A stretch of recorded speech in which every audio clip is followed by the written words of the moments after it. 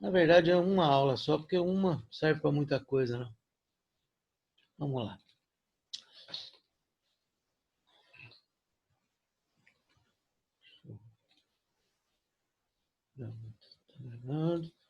Gravando, vamos embora. Bom, a primeira aula, na verdade, ensina a fazer reação de simples troca. Lembra aquilo que você me perguntou, Vinícius? Aquilo que você me perguntou, Vinícius, está em cima dessa fila de reatividade aqui, dos metais e dos ametais. Sacou? Então, essa fila de reatividade é que diz quem desloca quem no harém de Santarém. Então, uma reação de simples troca. E aí, Laurinha, um dia eu falei para você que aos pouquinhos a gente ia aprendendo as reações que a gente podia fazer. Tem coisa que no ensino médio não adianta. A pessoa precisa ler muito livro de química para fazer algumas reações que ocorrem. Mas as básicas que caem, a gente aprende a fazer. Dupla troca, reação de deslocamento. Dupla troca já foi, né? Reação de simples troca, reação de adição. Então, algumas coisas a gente aprende. Reação de ácido mais base, reação de óxidos. Então, a gente vai aprendendo algumas coisas. Outras é para quem vai fazer química ou engenharia química. Que quando o vestibular cobra, é para aquela pessoa que leu muita coisa de química. Tem reação que aparece que eu não sei também. Que eu tenho que pesquisar também. Tá, mas as básicas a gente sabe. Então você tem aqui uma reação de simples troca, que é toda vez que você tem uma substância simples e uma substância composta. Se essa substância simples for um metal, a gente sabe que metal tem tendência a formar cátion. Se metal tem tendência a formar cátion, ele só pode deslocar o cátion, que é o B no caso. Então tem um monte de coisa que vai grudando uma coisa na outra. Então você aprende lá na reação, na ligação iônica, quando você tem um composto, o primeiro é o cátion, depois é o ânion. Toda vez que você vai fazer a formulação de uma reação é assim, toda vez que você tem metais é assim. E aí esse metal, ele pode deslocar o B ou não, depende da fila de reatividade, que nada mais é, se a gente pensar em tabela periódica que a gente estudou, nada mais é do que a eletropositividade. Então, os elementos mais eletropositivos deslocam os elementos menos eletropositivos. Então, você vai ver aqui que 1A e 2A são os topos da nossa fila de deslocamento, que são os mais eletropositivos, que estão aqui. Então, aqui o A, para deslocar o B, ele tem que ser mais reativo ou mais eletropositivo que o B. Então, por exemplo, Na com ferro. Então, o Na que está na 1A vai deslocar o ferro que está aqui no meio. Que daria para ver pela eletropositividade. Eu prefiro ver pela eletropositividade. Mas tem aqui a filinha, né? Que a gente usa também em eletrólise depois, tá? Só que em eletrólise é o contrário, a filha, a setinha. Mas isso é outra história. Então o Na desloca o ferro. Aí você monta as carguinhas, que para montar composto tem que colocar carguinha. A gente sempre fala isso. Não é porque vem aqui Cl2. Não. Vem Na mais um com Cl menos um. E aí na hora que troca não vai ficar nada. E o metal fica sozinho. Metal é sólido, sólido fica sozinho. Os gases é que aparecem. H2, Cl2, Br2, N2. Então a gente diz que essa reação ocorre espontaneamente. Agora você vai ver o zinco. O zinco não consegue deslocar o alumínio. Então, o zinco está aqui, está lá no meio da tabela periódica, mas a eletropositividade dele é menor que o alumínio, e é por isso que eles montam isso aqui, tá? Por isso que eles montam isso aqui. Exatamente por causa de alguns elementos que estão no meio e que poderiam confundir a gente. Então, eles montam essa tabelinha por causa disso. Então, aqui a reação não ocorre espontaneamente. Agora, se o A for um ametal ou um semimetal, a tendência dele é formar ânions e aí ele vai tentar deslocar o C.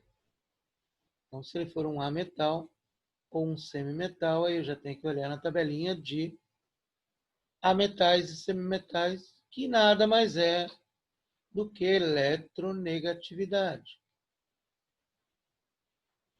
Então, ele vai pela eletronegatividade. Então, o flúor desloca o oxigênio, que desloca o cloro, que desloca o bromo, que desloca o iodo. É muita coisinha para decorar a química. Isso é osso mesmo. Então, você vai ver lá o flúor vai deslocar o cloro. Então, a tendência do flúor é formar um ânion, então ele vai entrar no lugar do cloro. E aí, aqui, todos os ametais que vão aparecer vão tudo ficar Cl2, Br2, N2, O2 e etc. Tá? Agora, o cloro já não desloca o flúor. Ou seja, a reação não ocorre espontaneamente. Essa é uma aula bem bunda, para falar bem a verdade. Tá? É mais para a gente conhecer um pouquinho das reações de simples troca. Ok? Não é uma coisa que cai pra caramba. Não. Não é uma coisa que cai pra caramba. É uma coisa que cai pouquinho. Tá? Então aqui, por exemplo, o zinco desloca o chumbo. O níquel desloca o chumbo. O zinco desloca o níquel. Então você faz a simples troca. Coloca as carguinhas e troca. Tá? Aqui já tem uma reação de dupla troca, que a gente já aprendeu. Aqui já é simples troca, ferro mais H2SO4. Então o ferro desloca o H. Cuidado que o H forma gás. Então aqui fica H2. Tá? Essa aula é mais para vocês conhecerem mesmo. Porque o quente da aula de hoje é pilhas. Pilhas começa nessa aula, acho que termina na outra. Tem metal de sacrifício na outra. Que você me perguntou, Vi. Lá tá bem explicadinho o metal de sacrifício depois, tá? Bom, as pilhas normais que a gente consegue montar. Primeiro, toda pilha é uma reação espontânea. Toda pilha tem uma reação de oxirredução. E toda pilha produz corrente elétrica. Então, aqui na pilha, a reação química que ocorre produz o surgimento da corrente elétrica. Esse é um conceito. Depois vocês vão ver que o da eletrólise é o contrário desse. Da eletrólise, a corrente é que provoca a reação química. Tá? Eu coloquei aqui um resuminho das reações comuns que podem ocorrer. Então, tem lá metal de 1A ou metal de carga mais 1,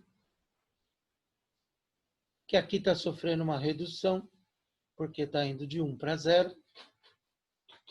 E aí existe uma medida de voltagem, que é a energia que foi produzida ou consumida por essa redução, porque toda redução ou produz ou consome energia, que é o volt, Volt é uma medida de energia, que volt é joule por coulomb. Aí temos aqui da 2A, temos aqui da 3A. Se a gente inverter isso, a gente já tem uma oxidação.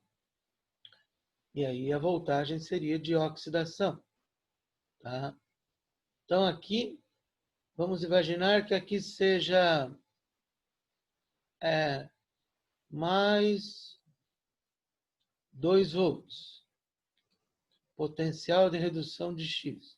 Se eu escrever essa reação ao contrário, que aí vai virar uma oxidação, aí a gente tem o que a gente chama de potencial de oxidação, que vai ser o mesmo valor, mas negativo. Então, isso seriam as energias que eu preciso fornecer ou que eu preciso retirar do elemento para ele sofrer uma redução, ou a energia que eu preciso tirar ou ceder para o elemento para ele sofrer uma oxidação. Então, essa voltagem mede isso e isso a gente tem em laboratório. Tem horas que, para fazer a pilha, tem que olhar na fila de reatividade? Infelizmente, sim. Tem exercício que o cara trabalha com a fila. Em vez de ele dar número para a gente, ele dá para trabalhar com a fila. Quem é que reduz, quem é que oxida, olhando na fila. Então, lembre que isso está ligado com a eletropositividade.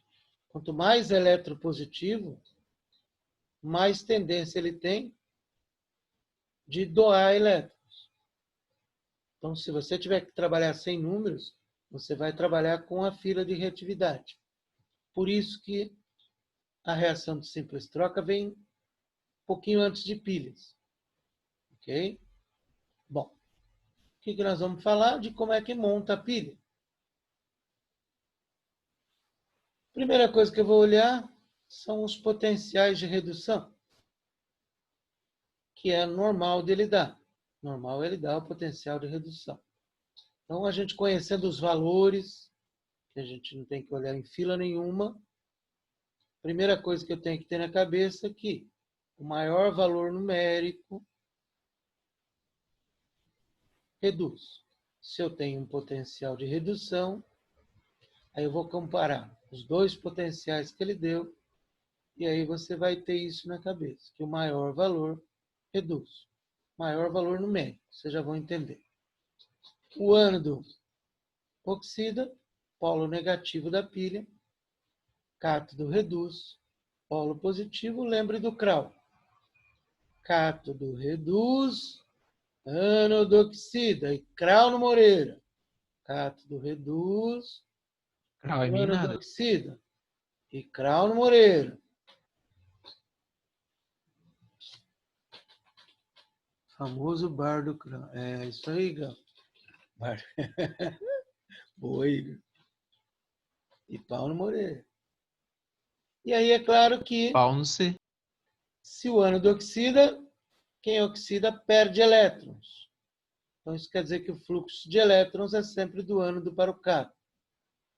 E esse fluxo de corrente é a corrente que a gente trabalha na física, por causa daquela história dos filósofos.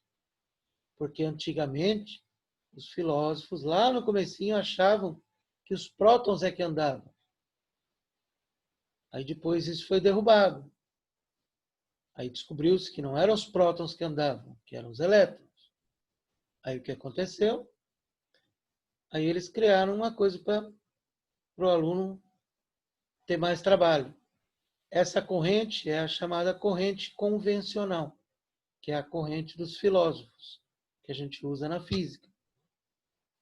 Então, a corrente elétrica, na verdade, é a corrente lá dos filósofos, com os cátions andando, com os prótons andando. E a corrente que era para ser o fluxo de elétrons, do ânodo para o cátodo. Então, entendam que na física a gente usa assim, tá? Ao contrário do fluxo normal. Não é o fluxo de elétrons, é o fluxo dos filósofos, que é do cátodo para o ânodo. Então não pode esquecer disso. Quem diminui a massa é o ânodo, porque ele está perdendo elétrons. E aí eu já vou explicar no desenho o que acontece. E quem aumenta a massa é o cátodo, que está ganhando os elétrons. E aí ele vai ter os cátions que grudam para fazer sexo com os elétrons. Tá? A gente já vai explicar isso. E a ponte salina é para transportar íons, que serve para normalizar as concentrações. Se vocês querem um conselho, leiam Teoria de Pilhas. Pega a apostila, lê, porque sempre tem detalhes. A gente faz um resumo para que você trabalhe legal e entenda fazer as coisas. Mas é legal adquirir mais conhecimento. Tá? Então vamos entender o que é aquele negócio de maior e menor. Então quando a gente tem aqui a voltagem, ele vai te dar dois valores. Primeira coisa que eu olho é se é de redução. Normalmente é de redução. Os dois de redução. Então aqui está indo de 2 para 0, reduziu. De 1 para 0, reduziu. Então ele sempre vai dar os dois potenciais de redução. Se ele der de oxidação, ele vai dar os dois de oxidação. E aí lembre lá que o maior valor reduz. Se aqui é um potencial de redução, o maior valor reduz. Claro que se o maior valor reduz, o menor oxida. Então aqui a gente já descobriu que o Y vai reduzir. Descobrindo isso, minha pilha já está montada. Ok? Então você vai lá, vai montar o que a gente chama de semi-reação no ânodo. Ânodo oxida, cátodo reduz. Então já descobrimos que o Y reduz.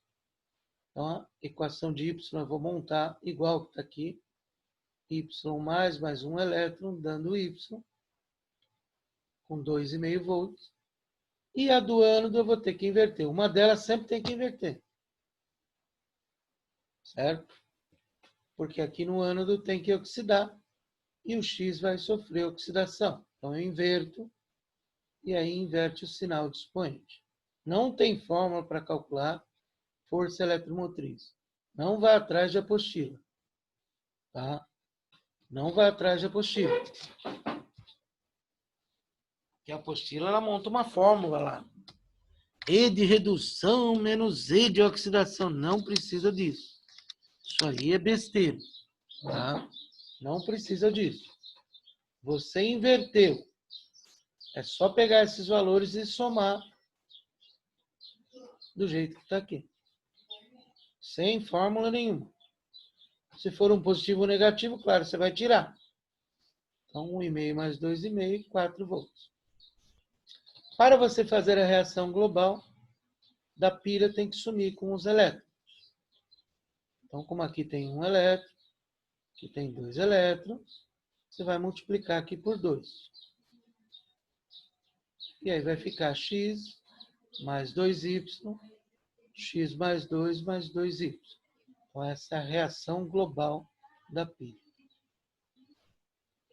Tá? Então, o que vocês têm que entender? Quem reduz, quem oxida. Esse é o ponto principal para você meter no CRAL.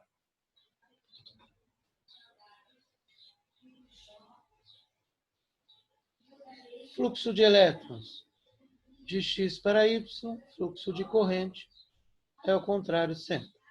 Tá? Então, isso aqui funciona assim. Você tem lá as cubas eletrolíticas. Aí você coloca os eletrodos de X e Y.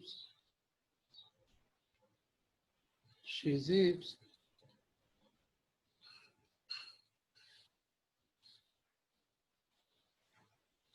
Aqui você coloca soluções, normalmente de sulfato, com o X.